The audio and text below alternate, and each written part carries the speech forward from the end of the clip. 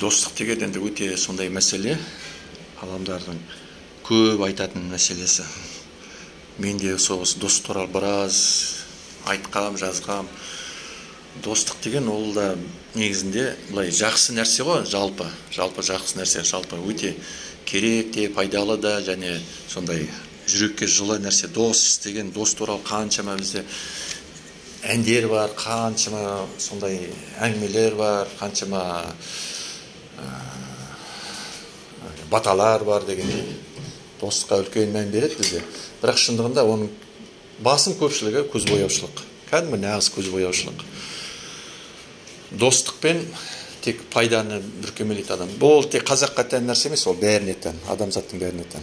Достық деген пайда бар жерде болады, достық шын айтқа келгенде. Былай жайдан жай ешкіммен дос болмайды. Пайдасы жоқ болса, доста біртінеп сейіліп кетеді. Бір ай, 2 айдың ішінде жоқ болады.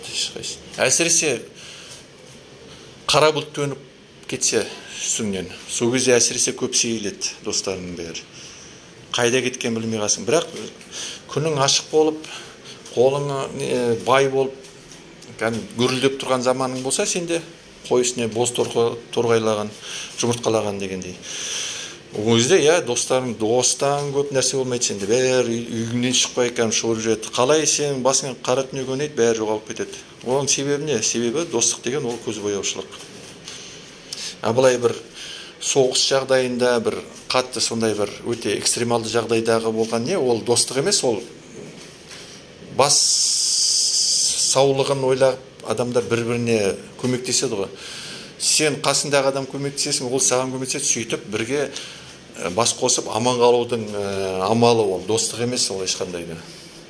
Достық деген кішкентай партадан басталады, содан өседі, бірге төбелесіп, бірге айқасып, бірге тіпті отырады, отыратындар тұрады дегендей сондай бірге жүреді, бірақ ертең үйленіп, отбасылы болып, балалы болып, дүние мүлік туған сайын олар бір-бірінен қашықтай береді.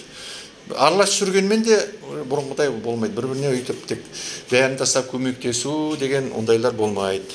Шыны керек. Бәрін тастап, сол досым үшін өлем деген ондай болмайды. Дос үшін бәріне баратын кез ол сол 18, 19, 20 жасқа дейінгі кезде, болады ондай. Ашық кезде әлі. Балалық, сондай жастық кезде бірін-біріне тұрып, ертең сол айтып тұрмын ғой, отбасылы болып дүние мүлік туғаннан кейін оның бәрі жаймендеп тек сөз ретінде ғана қалады. Сондықтан ол достық деген ол сондай көп қатты сыйынып керек жоқ оған. Мәселеге дұрыс қарау керек. Партнер, дос, таныс, білмеймін, біліс, курстас, сыныптас дегендей сөйтіп көрші, ауылдас, жерлес деп айтуға болатын шығар. Дос деген ол көп ондай не болмайды. Шындыққа сай емес. Жақсы.